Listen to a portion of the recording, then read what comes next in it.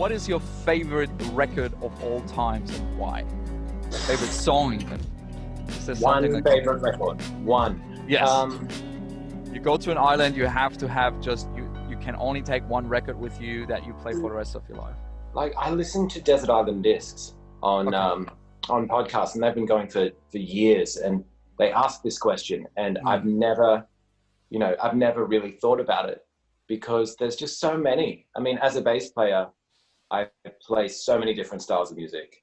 Yeah. So to say, like, obviously the Chili Peppers are going to be up there, but that's which record though?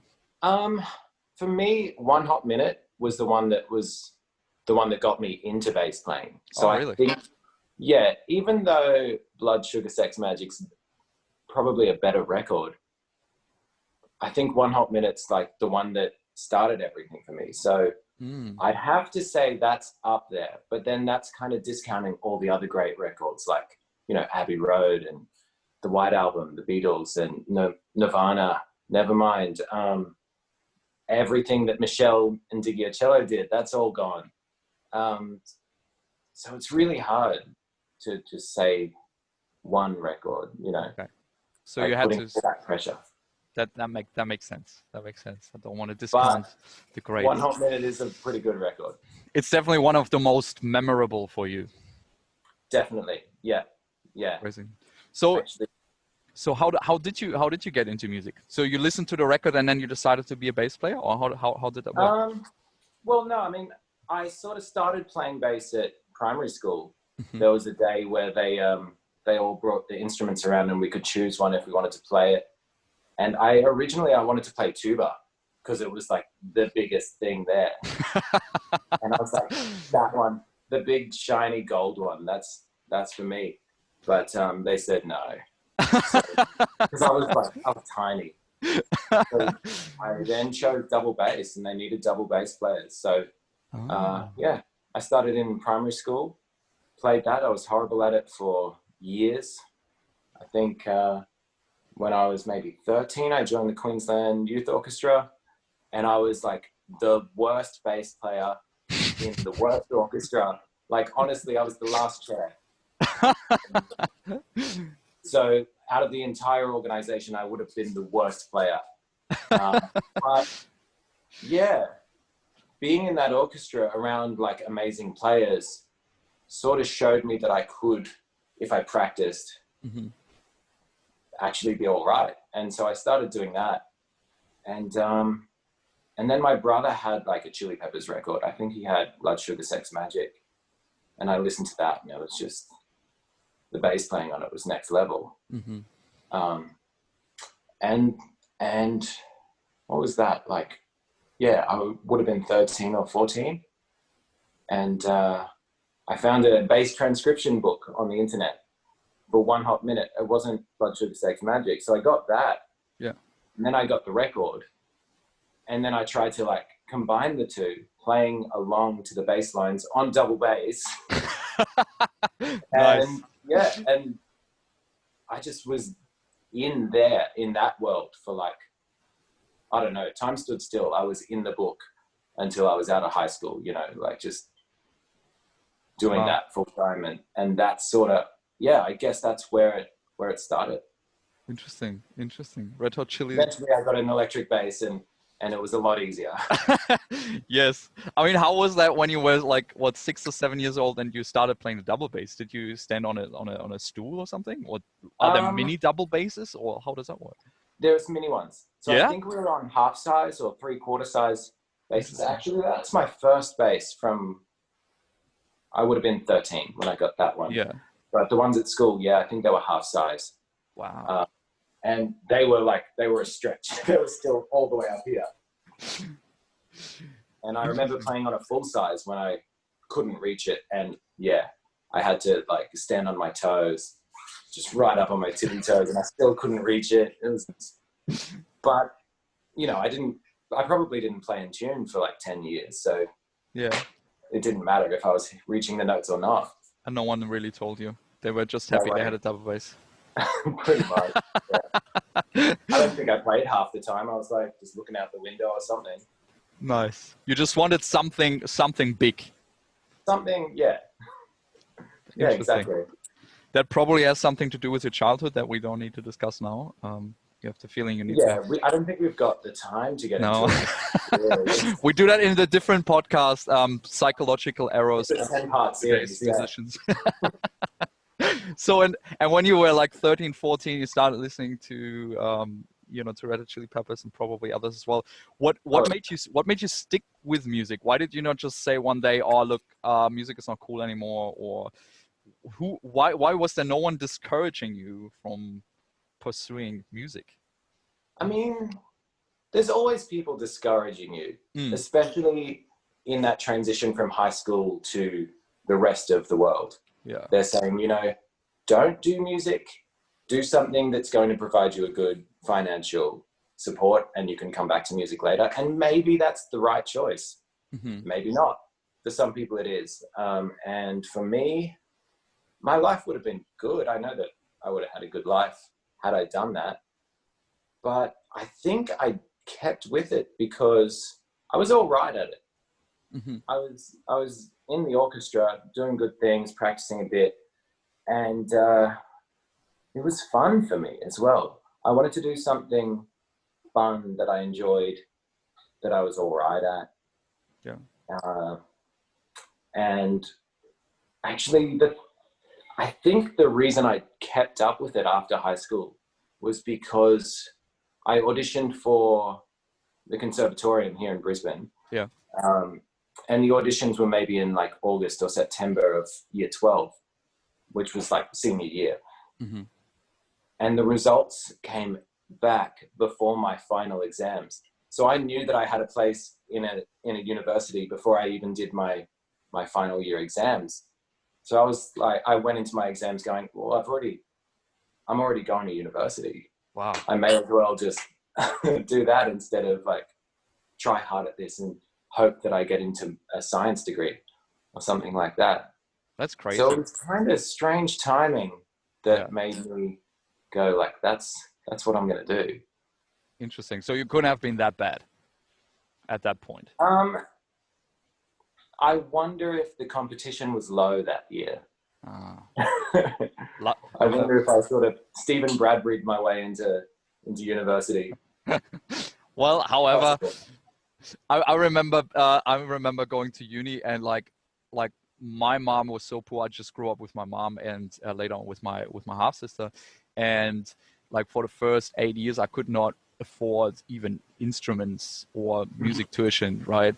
And I think 1 year before I decided, yes, I definitely want to study music, I had my first teacher and I studied classical guitar, and I had no idea about theory, like no idea about sight reading, no idea about like how this whole thing is organized, which we call music, right? I only learned from books and from playing a lot, but no idea about the theory. I could not play a single note on the piano.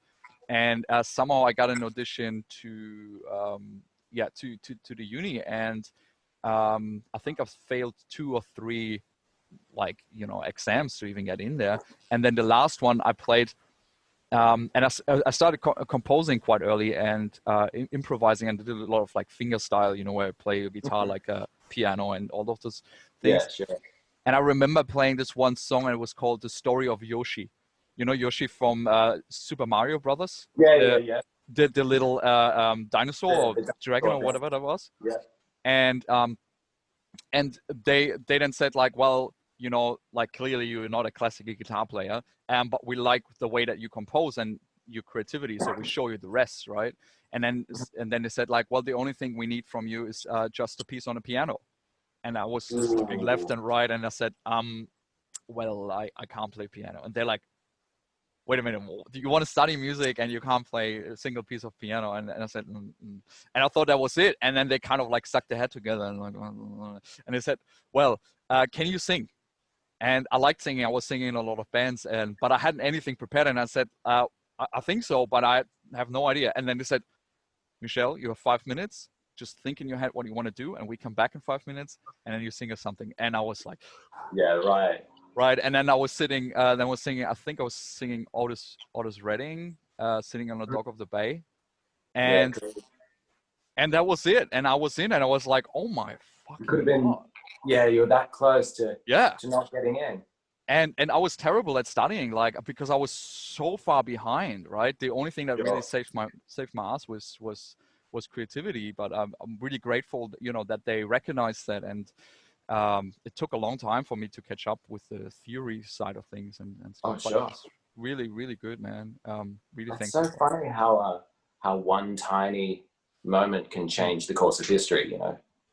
You know, I was reading this book about investing, and it says like, well, if you want to beat the market, right, when investing, like in 6 years, there are only like 5 minutes. If you miss those 5 minutes, you basically lose money, right? Mhm.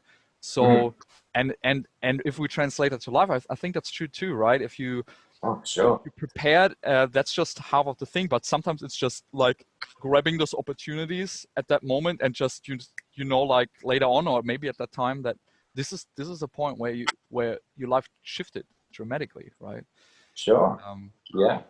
so and And I was that suppose that's the same with like performing as well. You do all yeah this with practice just for that one show. You know, you could be shedding for hours a day, yeah 10 days a week, yeah for a half-hour gig. absolutely.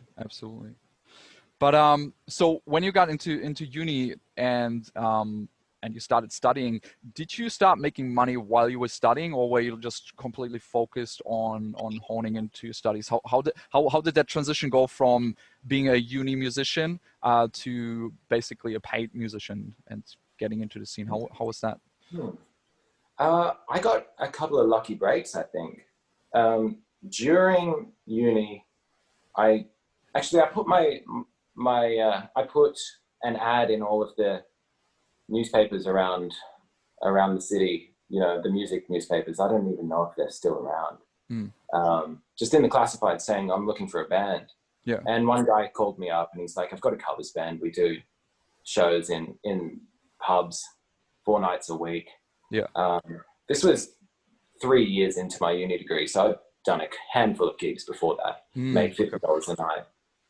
And he called me up, I think it was like a week or two before exams, and he goes, "Learn these 40 songs."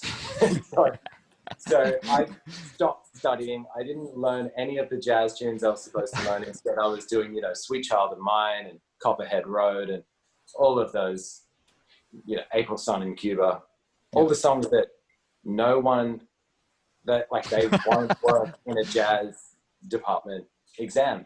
Yeah. I should have been doing like Charlie Parker and all of that. And instead I was, playing Paul Kelly. Yeah. And, but he paid cash and he paid on the night, and I was making $1,000 a week. Yeah. And it was awesome. Wow. And I think I learned more playing with that guy than I did in the jazz department, because I had to stay in time and I had to play exactly the right notes. And in jazz, it's not about the right notes. It's about how do you make the wrong notes fit. Yes. It's about the journey, right? That's it. Yeah. It's like, well, that was not the same as it was last time we played. Good on you. Whereas this guy's like, you didn't learn the song. That was not the same time that you played it last year. Yeah. Go off, piss off, and come back fired. better. Yeah. So it was a weird balancing act between the two worlds. So I did that, and my time got better. Yeah. Which meant that my jazz playing got better, Mm-hmm. because then I could keep solid time with the drummer or with just the horn player, or, you know, I mean, keeping time is one of the most important things as a musician anyway. So to have that getting better was a good thing. Yeah. So And how much do you think? Sorry to interrupt. How much do you think your musical education, like in university, contributed to your success as a bass player? Was that important, or would you do things differently if you could go back? I think, like you, when I went, because I went to 2 universities. The first one that I went to, I was behind in theory, and just coming from like a classical world and going into the jazz department, I had no idea about chords, and, you know, I didn't know you could play a C major scale over a C major chord. and it would fit. I didn't know that was what that meant. So for a few years I was, behind the 8 ball with that. And then I went to a different university, and they really broke down the theory there. They like went right back to like, this is a crotchet. This is a quarter note. It lasts for this long. And I'm like, this is dumb stuff. Like, this is basic stuff, but let's do it. Let's do it all. Let's go to the beginning, and we'll go all the way through to the end, and we'll fill in every gap that I didn't even know there was a gap there. So that university took my playing to the next level. Gotcha. The first one, if I did them in the opposite order, I'm sure the first one would have taken it, even further. But I just didn't have the basic knowledge that I needed to really benefit from that one. Gotcha. But the people I met at both of those places got me into groups, and they gave me opportunities to play in, all sorts of situations that, it got me playing better. Interesting.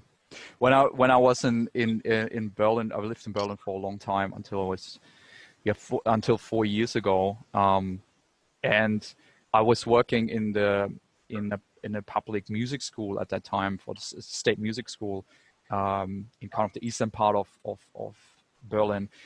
And I was like leading other teachers, and we did like music programs for schools and for daycare centers and so on. And one of my colleagues, her job was to prepare young musicians to go to universities, right? They had like those university prep courses, and mainly jazz and classic. And one day I remember, like we had this office, and it had like this whole line of like slow computers, and you do your typing work with your with your loud keyboards, right? And she was sitting next to me, and I was asking her, hey, so in one sentence, what do you think your job is, right? Like as a student prep coordinator. And she looked at me and she said, like, I think the most important thing that I want to teach or that I want to, prepare students to is not to do music.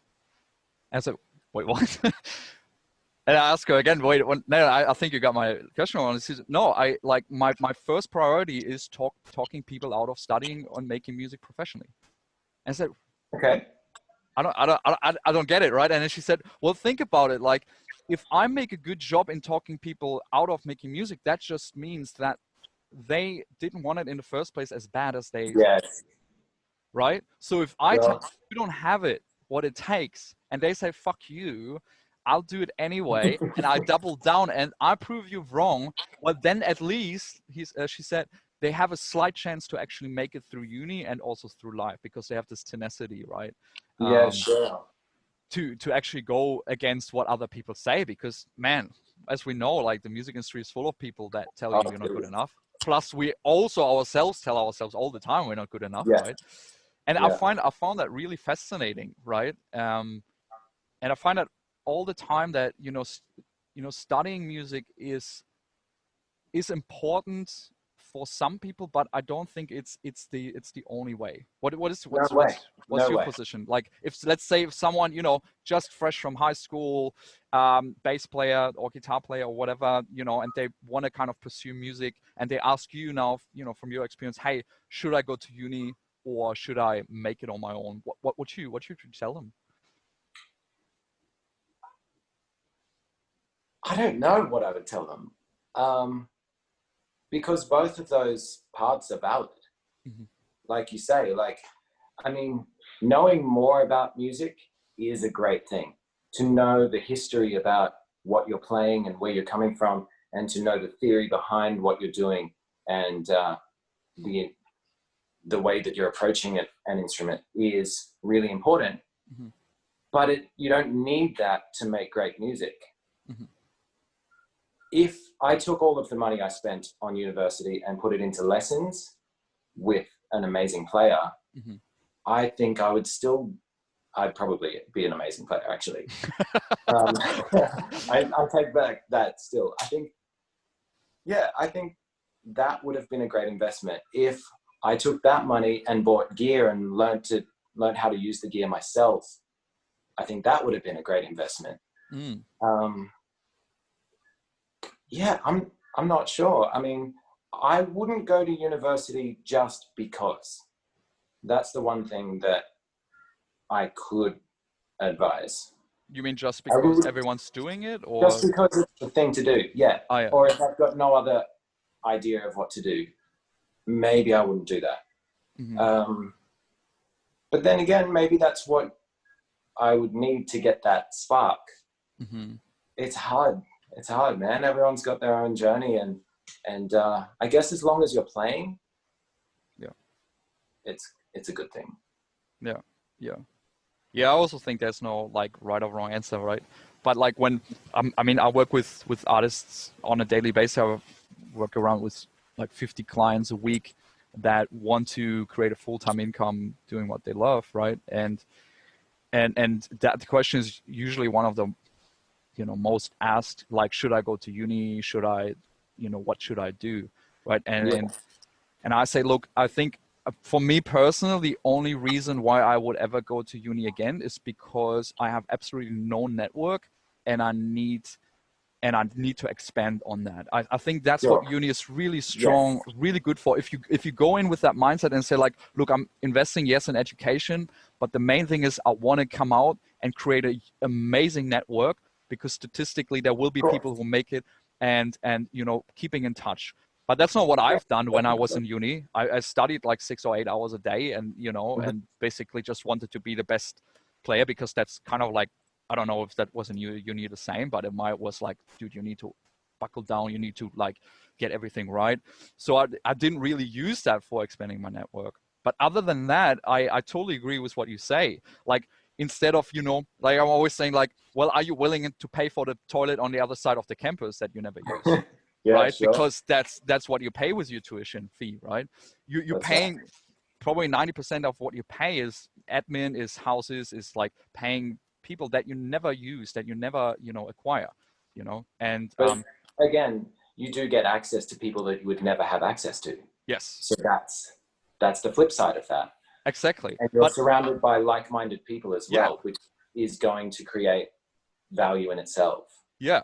So, I mean, I think that's for me, that's the last remaining factor why I would suggest someone going to uni if they really want to build a network fast and have, this intensity. I think that's really cool. But I would say for the majority of people, like, go to these players that you admire, pay them ransomly for at least, once a week or whatever, do that for 6 months or 12 months instead of 3 years, and play your butt off, right? Get out there, get on sessions, make as much music, diversify yourself, do as much as you can without burning out. And I think that it's still way cheaper, and, have good equipment and start getting yourself out there, I think that's, And I think for most people coming out of uni, I would probably tell them, get a fucking job, like get a side hustle, get a fucking job, like get a day job, right? Yes. 1 day, 2 days a week or whatever, or 2 hours a day important.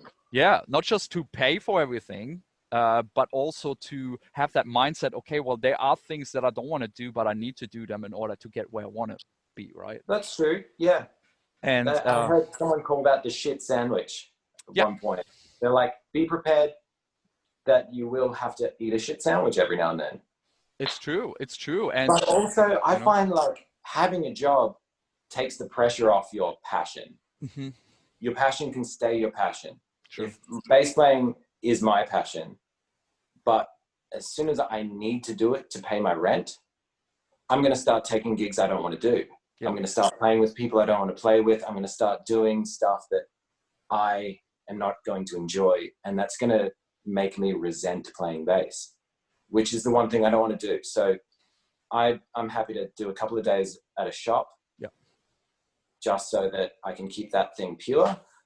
And every time I pick up the bass, it's fun, and it's not a chore. Yeah, and like that's an important thing. It's so funny when you just said that, like having something that pays the bills, right? So I was back in Berlin. I was playing in this band. I just moved to Berlin. I was probably like maybe 19, 20. And like I played in like 8 or 9 bands and like was always on the road, and it was fun. And I remember one time we came back from a gig with a kind of indie pop band, German indie pop band. And it was really good band. We came home, we sit in the band bus, and on the way home, the band leader gets an email. And he's like, "Oh my fucking God." And we're like, what?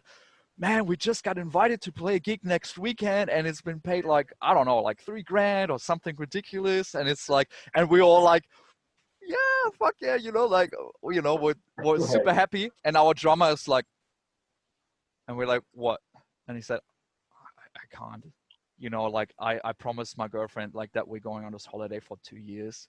Oh, wow. If I cancel on her now, like she will divorce my ass, right?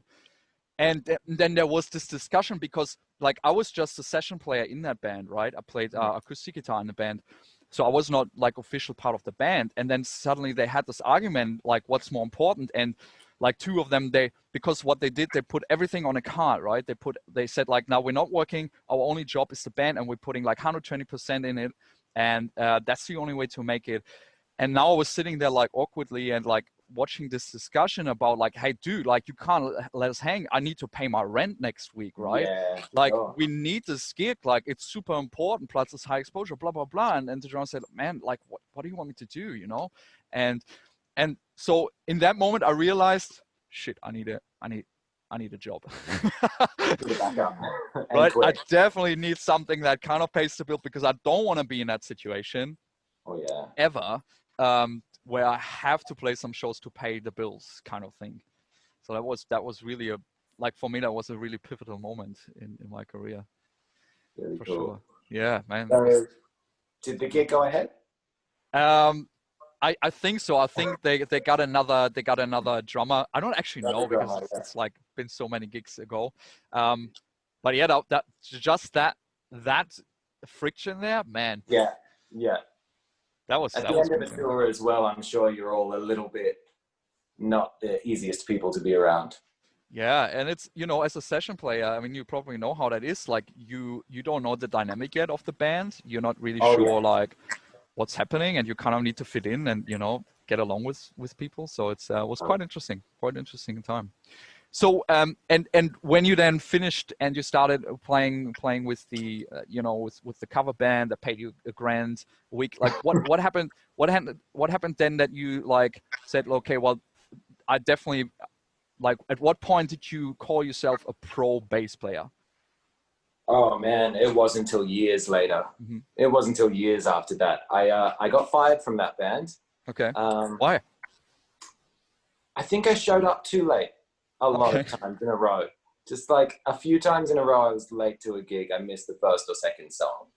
That late? So they were already playing. Yeah, a couple of times. And oh man, they never explicitly said that was why I got fired, but one day I showed up and there was a different bass player. So I can only assume that that's what happened. What was going on in your head when you saw another guy playing the songs? I was like, it was funny because like part of me was going, he's really good. He's really good, that guy. And he sings, so that's fair enough. Yeah. And I was also a bit like, it hurts. Okay. But my own doing. So then what happened? I studied for a bit longer, came back, tried to make it with some originals bands, and they were all a little bit, they were good, but they were money wasting projects. So how did you make your money at that time? How did you survive financially? I was working in a burger store. Mm-hmm. So I was working at Grilled in South Bank and playing with that band. A couple of bands. What happened then? I don't think I started making regular money until I joined a salsa band that has like a weekly residency, and they've been at the same place for about 10 years now. Wow. Okay. And I think that's when I started calling myself a professional musician. So because you made all your money with music. Was that the deciding factor, or not all of it, but it was regular. yeah? It was Okay. every week I could guarantee that I'd be bringing in this much money. Mm-hmm. And before that, you know, it was like a gig here and a gig there, doing something down at a restaurant on the water, and then one week I'm doing a show in the theater, and then another week I'm making $30 down at a venue in the valley or something like that. But yeah, when I could say that every week I'd play at this nightclub and I'd get this money, that's when it became a serious pursuit, I guess. And did something change, like in your mindset, knowing like, okay, cool, you have this residency, you need to show up? What was the difference between? I mean, what was the difference between that that band and the cover band years earlier? What shifted in your mind that you kind of took it more serious, I guess? I think the venue we were playing at, and we still do, it's Cloudland in the Valley. It's like one of the best clubs in the city, if not the country. Mm-hmm. So that had a huge impression on me. I really admired all of the players in the band. I knew them from other stuff, and I'd never played with half of them before, and they were all just like top level guys. Yeah. And the guy that I replaced ended up going on a world tour. That's why he had to leave the band. He went on a world tour with a stage show or something, and he's been touring for like 8 years straight. Yeah. And at the time I was like, I've got huge shoes to fill. Gotcha. So I better take this seriously, you know? And so I started to really take it seriously, just because I didn't want to let the other guys down. And the image of the band was of a pretty high level. Yeah. Yeah. And it was playing salsa, and I had no idea how to play salsa when I started. So I tried to learn it really quickly. And it still took a couple of years before I could like relax into it. But yeah. So it was basically more the environment and kind of like the upwards pull that you say like, well, you know, I don't want to fall short. I have this group of people who are pros, and if I want to survive here, I need to buckle up. That's it. Yeah. I think it's also similar to like the Queensland Youth Orchestra thing. Mm-hmm. You know, like I was the worst player in the worst band there. Here I come into this salsa band, and I'm also, you know, entry-level worst player, never played salsa before, and everyone else around me is amazing. And it just sort of gave me the,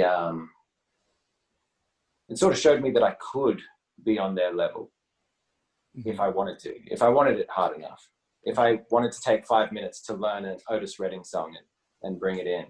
Yeah. You know what I mean? Like I had that opportunity, and I took it. And you're still playing with that band? How long have you been playing?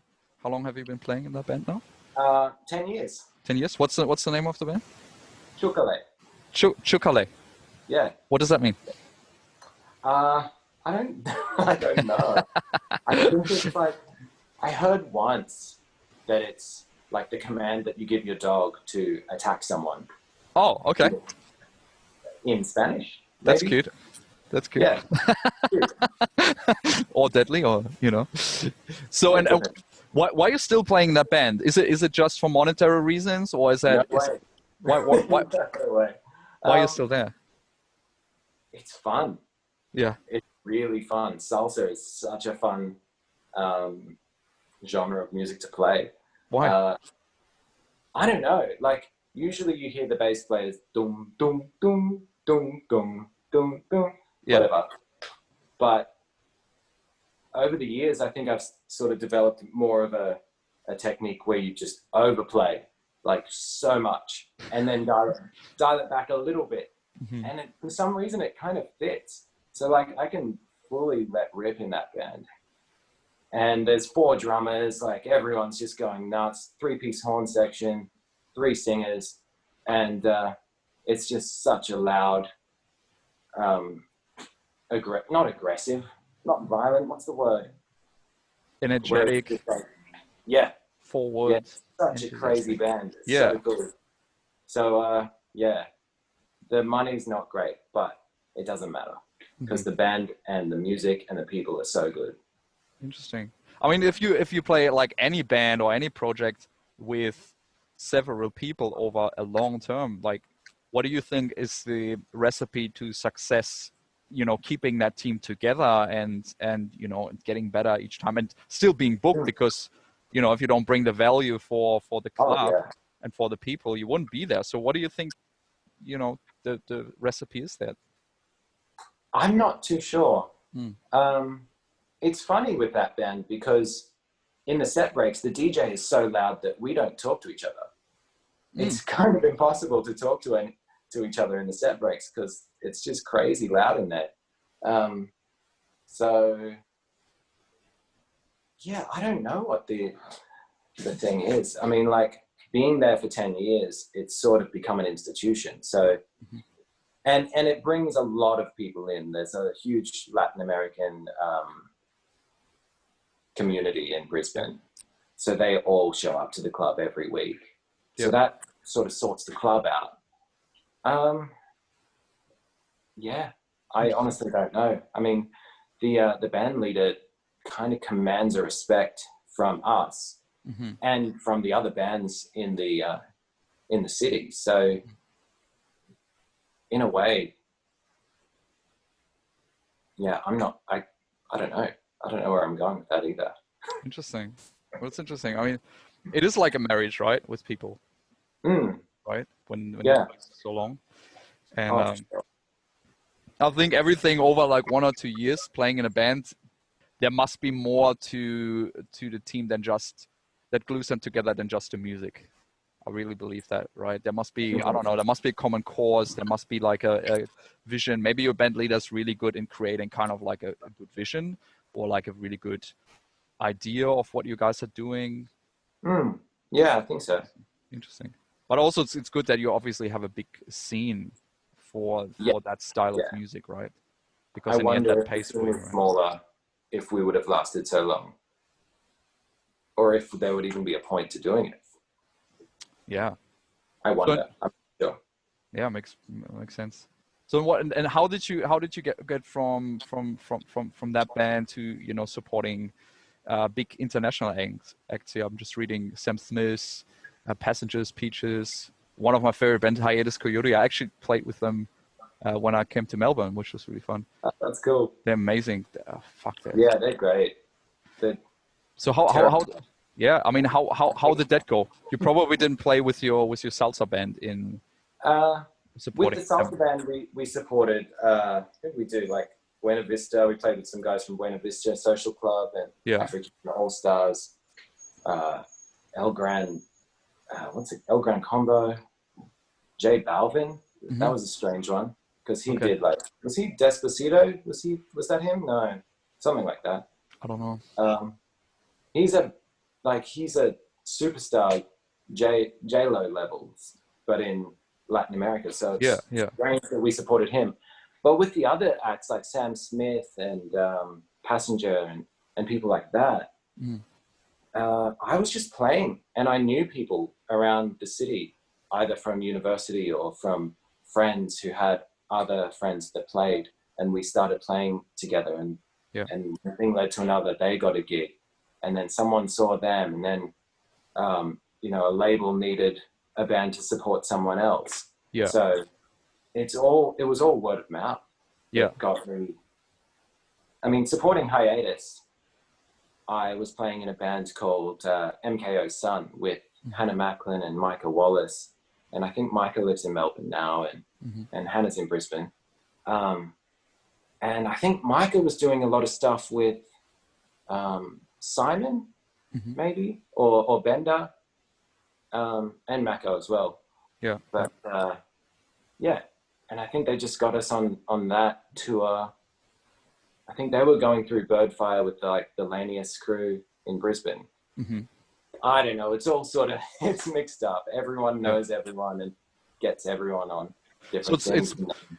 So it's more of a side effect of having a good network and just being on the ball for a long time that you basically, there is the day where you support bigger acts because of the likelihood that to happen. That's right. Yeah, that's right. You sort of keep your product. Oh, sorry. My phone just freaked out for a second. Yeah, you keep your product good so that when the time comes that either you or one of your friends inevitably, you know, has an opportunity, you can either support them with that, or you're ready to take that opportunity yourself. Gotcha.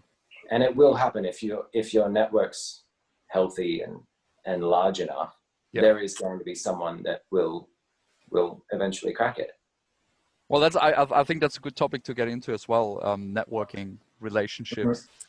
What's your approach on networking? Do you have do you do that systematically, or are you just playing and just being friendly, and is it important to have a network? What's the It is important to have a network. Yes. Why? Yeah, I've heard, you know, you hear stories of like the best guitarist in the world is some kid in his bedroom that has never been heard.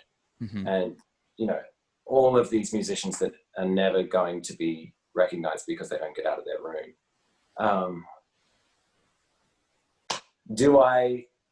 Am I friendly when I play gigs? I should be more friendly. I think more often than not, I'm a bit of a jerk when I've played gigs back in the past. And had I known what I know now, I would do that all differently. What does it mean being a jerk? How did that look like?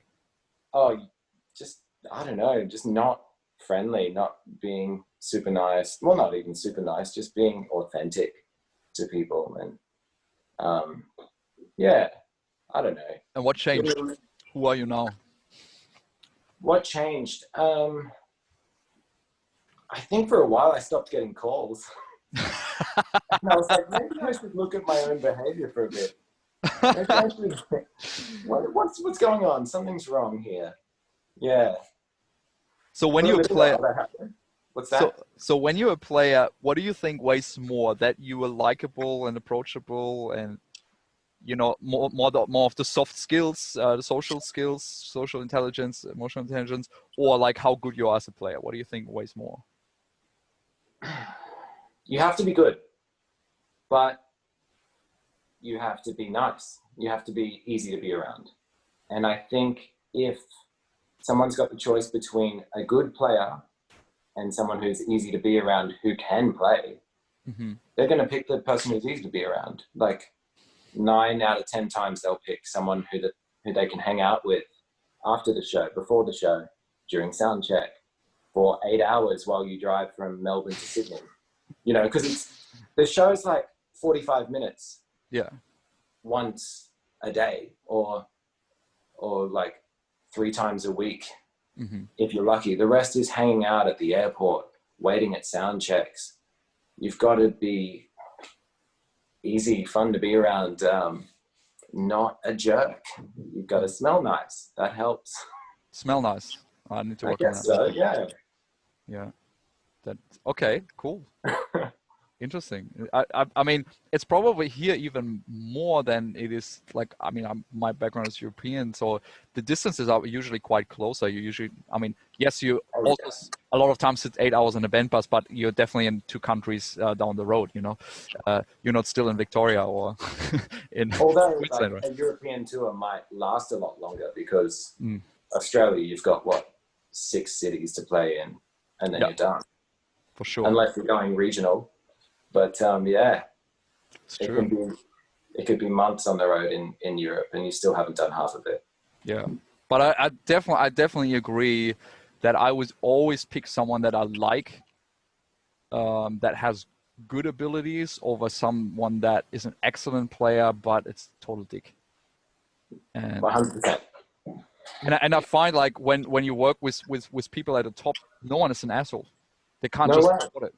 Right, the nicest people that like in my career that I met are the one on the top, because they know like, okay, well, they needed to change that attitude in order to, you know, create a network that brings them even up there, because no one gets successful on their own, right?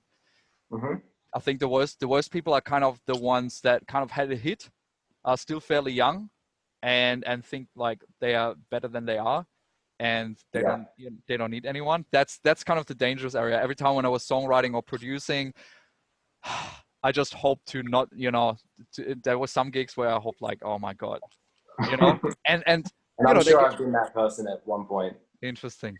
Interesting. I remember like once I was working with a band, and it was the last night of production, and the bass player just I don't know, like he was very absent, and he was probably on drugs for the most time, and it was like 10 p.m. at night, and the next day we had to deliver the mix, and the bass was still not in, and we couldn't contact him, and me and my mixing engineer were sitting in the studio, and we said like, oh my god, what are we doing? And in the end, I took the bass and played most of the songs. Yes. I mean, I never told him, right? No one knows, right? And edit this bit out of the final mix as well. Exactly. And you know, the next day, like everything was mixed. Like my engineer and I were always like, played the whole night and like, try to make it somehow. And the bass player turned up, right, and all the band, and the bass player said like, I sound pretty good. Yeah. And we're like, oh, you little. I should stay out all night and be on drugs all the time. And he does, until now, he actually doesn't know that he hasn't played barely a note on that whole record, because we either had to replace it or it wasn't even there, That's amazing. But then working with like bigger artists, it was completely different. They were like on time, they know it was just so easy, I bet they smelled nice as well. They smell, yeah. Now that you say that, I never really, yeah, you're right. I actually feel attracted to people who smell good. That's cool. Interesting. I got from a client, I got a perfume for my birthday. I hope she didn't want to imply anything. But yeah. What did you say? I got for my birthday, got a perfume from one of my clients. Oh, very nice. Yeah, it was really nice. What one was it? It was, oh my God, it was Calvin Klein. It wasn't Destiny, but something like that. You see, like, I'm not really knowledgeable about perfumes, but it smells really nice. It smells, and it's my girlfriend approves of it. So great. Good. That's the number one thing.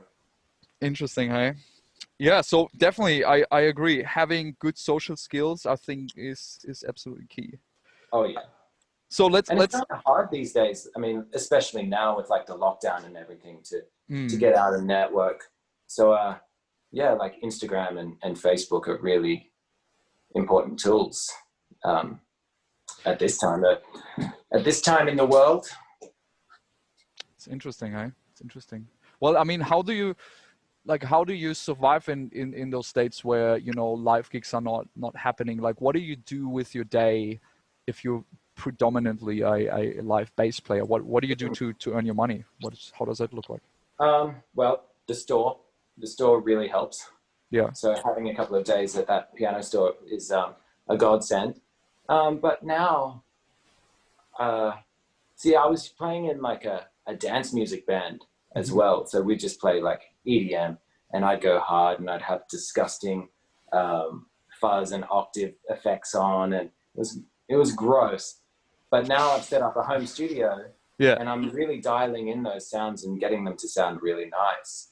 And I've done a couple of recordings for people and sent them off, and they've, my network's expanded that way now. Interesting. So I'm being referred to other people through them. So now I'm growing my reputation as a recording bass player. Gotcha. So there's another income stream through that. And if or when live music comes back, I think I'm going to still keep that side. So that I've 2 income streams from music now. Yeah. Which will be great. And you told me pre-show that you're also doing something cool on Instagram daily. What is this all about? Yeah. Every morning at 9:30 on my Instagram live, I'm doing bass lessons. So just free bass lessons. Show up and bring a bass, and I put Spotify on shuffle, and whatever song comes up, we learn.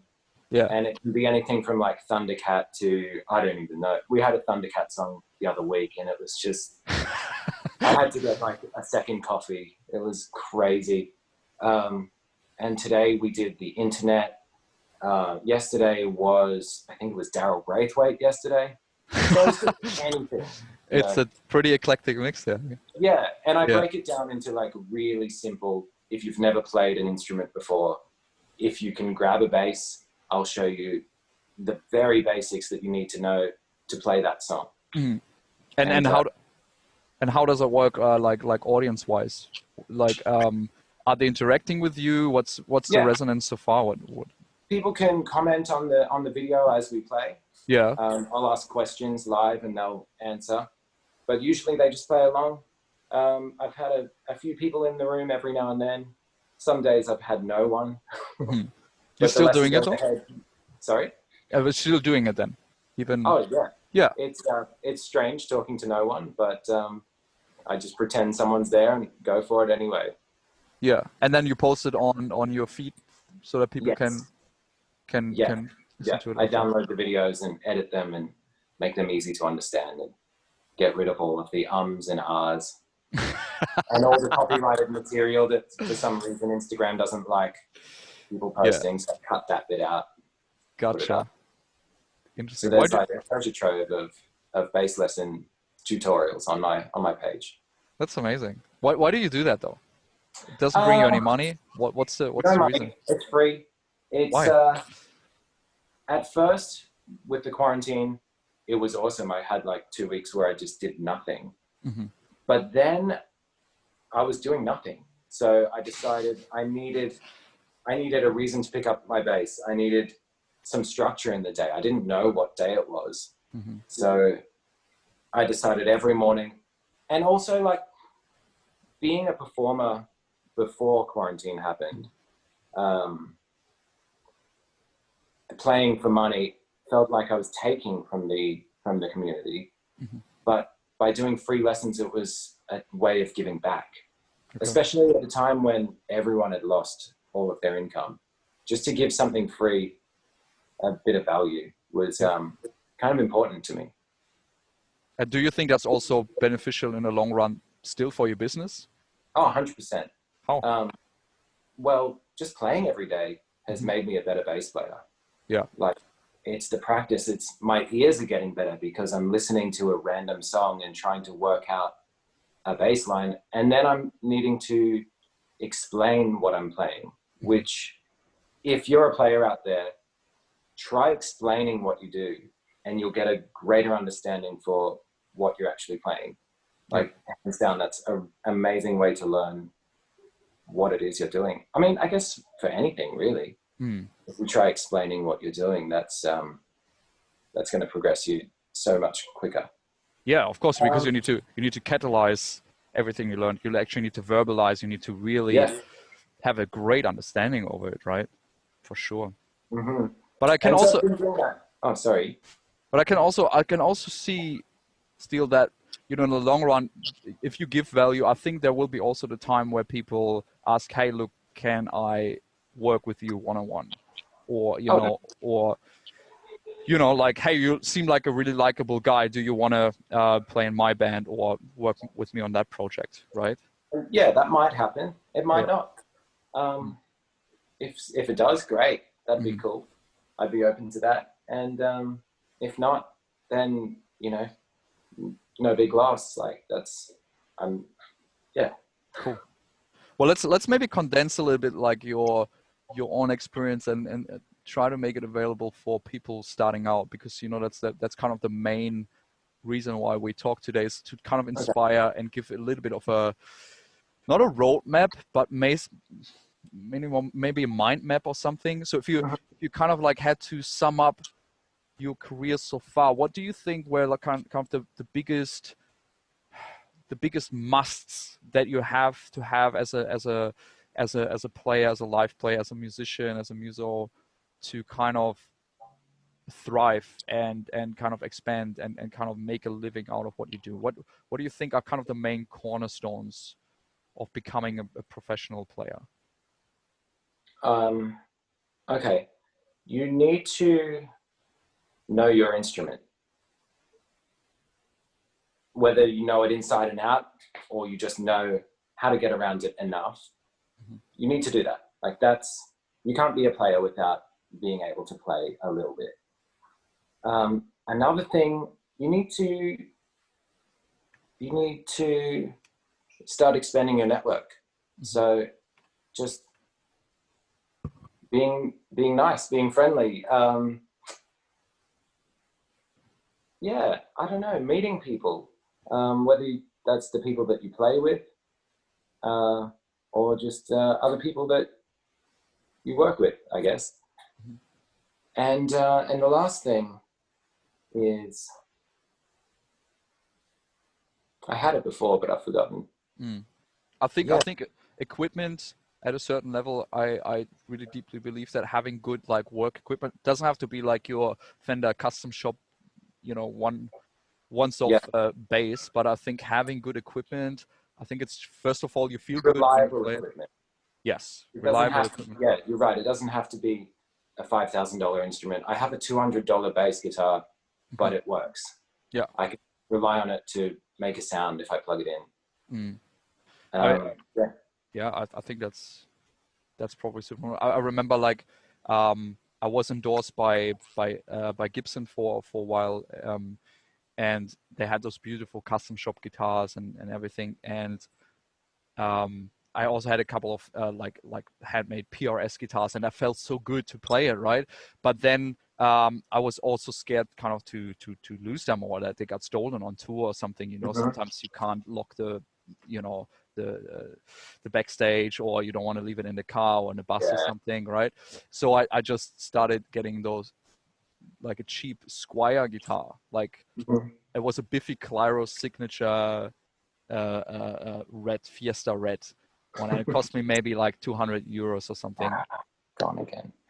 And then I played it live, and I think the first time I played it live was on a big festival, and we in a festival, as you know, like you can't make sound check before the festival. You basically do a quick line check and then start. And like I had the in-ears in, and our sound engineer, and I wanted to try out the Squier, see, you know, how it holds up to like a 20 times more expensive guitar, you know. And then our sound engineer like spoken to my in-ears and says like, Michel, keep that guitar. Like don't play the Squier, don't play the PRS. That sounds so much better. And I said, are you kidding me? And I said, no, like this sounds amazing. And I said, okay. And it felt really good. And then like a couple of months later, I actually sold the Gibson and the PRS, and like the cheap Squier, it was well made, became my main guitar because it was just reliable. It sounded great. You could play it on different things. So it doesn't always have to be the expensive instruments, right? No way. But it needs to be reliable for sure. Yeah. And I think people take you more seriously as well if you have good equipment. I don't know if that's superficial. 100%. Yeah. But I think that's also part of it. I think. But I think you mentioned the two big might things. be a little bit visual, and that might just put some little subconscious thing in their mind, even if it does nothing better and it doesn't sound any better. Just the visual, they just look more serious. Yeah. And I think if you feel good with an instrument, man, you play better. Doesn't matter if it's you know, if it's just a pseudo effect or whatever. But I reckon I play better with a two grand bass than on a $100 dollar bass. Yeah. I really believe that. It makes me feel good. It makes me feel like valuable, right? It makes me feel like, fuck, I deserve this, right? And like I want to play better on a bass like that. Oh yeah, right? yeah. And that's. But I think you really touched on the two most valuable things, man. I can absolutely agree to that. You have to be likable. You have to be presentable. You have to smell good. That's something that I've learned from you today. And you need to know your shit. I think those two things, they need to come together, right? And you don't have to do it much. You just have to do a little bit. Like if you know your stuff a little bit, great. And if you're a little bit nice to be around, awesome. Yeah. You just maybe even just have to be a little bit better than the guy before you. Like you don't have to be the best in the world, just a little better. Yeah. Or a little better than you are right now. Cool. So what's going to happen with Steele in the next 10 years? What are your plans? What are you? The next 10 years? Yeah, what are you looking for? Hopefully I'd play another gig. Just one? At least one. At least one, yeah. Gig. That would be nice. That would be nice. I got cut short with this COVID-19 business. Yeah. I don't know. Are there any bands that you would like to play with, or any bands gigs? I'd like to play with? Yeah. Oh man, I mean, 10 years. I'll be mid-40s in 10 years, so my knees will start going. So I better get some like big festival, big rock shows, and and all that before then, so that I can still climb the speaker stacks. But yeah, I'd like to do some of that international touring and large band stuff. But you know, that's all. I'm happy just seeing where it goes.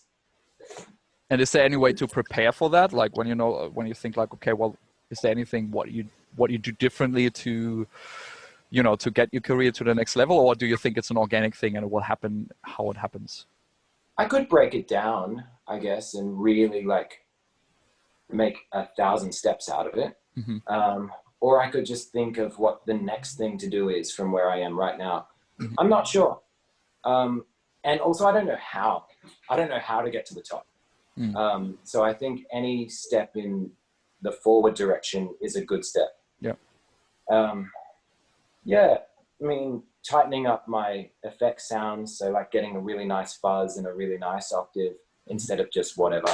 Yeah, that's a good step. That's going to make my bass sound better, which is a good thing. Yeah. Interesting. Being less of a jerk. You're still working on that, or you think you got it? It's always something I can work on. Yeah, just more recording. I think I'm going to really do a lot of recording here for the next couple of months at least, and try and bring that energy to the live show when it all starts up again. So bring that higher level of professionalism. Yeah. And just see where that goes. Awesome. Before we wrap up, I have some quick questions that are maybe a little bit outside of the music world, but that I personally find really interesting. And the first question is, I stole that from the Tim Ferriss podcast, probably one of the first podcasts that I get into. And he always asks his interview partners if they make their bet. And I found that a really interesting question. I do not. You do not make a bet. Why not? I don't make my bed. Why not? I moved my bed out of the good room in my house and crammed it into the dark crap room when COVID-19 hit. Yeah. Just to make the studio really nice. And now that room is just a shit tip. Like I honestly haven't cleaned it in forever. So making my bed would just be like, I don't know, putting icing on like a mud cake. Not a mud cake, delicious. No, like an actual cake made of mud. It's not worth it. Not in that room. Not at the moment. Interesting. No, I like that everyone has a really different opinion about it. I know it's like one of the habits of highly successful people, and you know, it's great to start your day with a win and all of that. Still don't do it. Yeah. In the interview, I had an interview with Jack the Bear, a mastering engineer in Melbourne, and I asked him the same question, and he said, "Well, yes, I make that, but I have to add to it that I only make it because my wife doesn't give me sex otherwise." And I found that, I mean, that makes sense, right? That's a really good. I wish I had that problem. You know, I mean, that's a good. I would do that. Yeah. It's a good motivation. I think that's everyone is different there, but I like everyone needs that. That's cool. Second question: what are the 3 tools that you use on a daily basis for your job? On a regular basis. Yeah. What bass? Show us your bass. What do you got? Okay. What's your workhorse? Actually, I'm gonna plug my phone in. I think it's about to die. Yeah. Cool. All right. So this is my favorite one. Well, nice. This is the one that I've been using a lot. It's a 1969 Fender Jazz. Wow. So, I thought it was all original, but I got the frets replaced recently, and turns out the pickups are from like the early 80s or late 70s. Yeah. And the electronics from the mid 80s or something like that.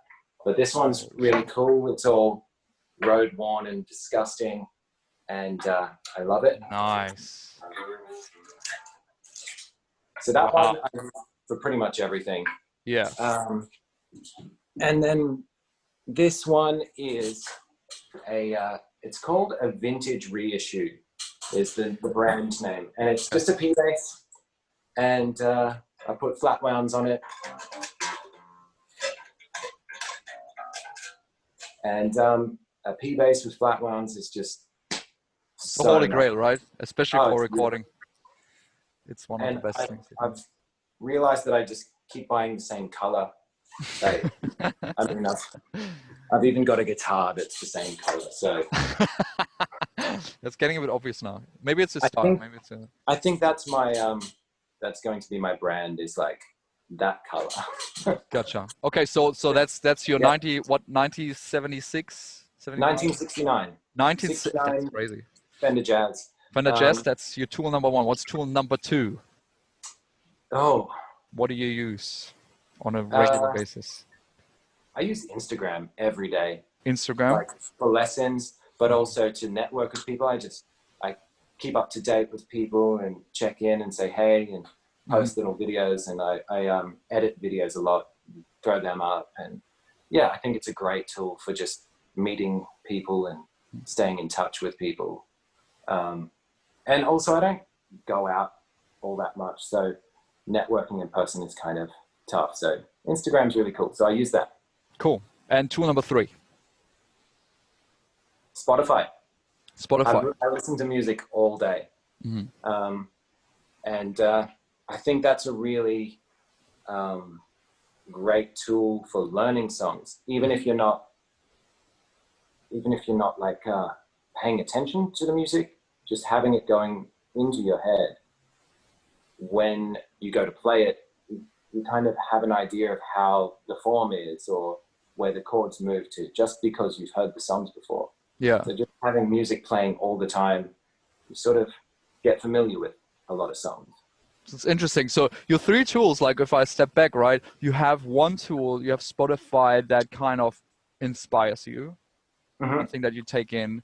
Then you have another tool that where you expire, where you lead, where you share, and you have one tool that where you do kind of both, right, where you kind of assimilate all of those influences of giving and learning and teaching, right, where you can really pay it forward.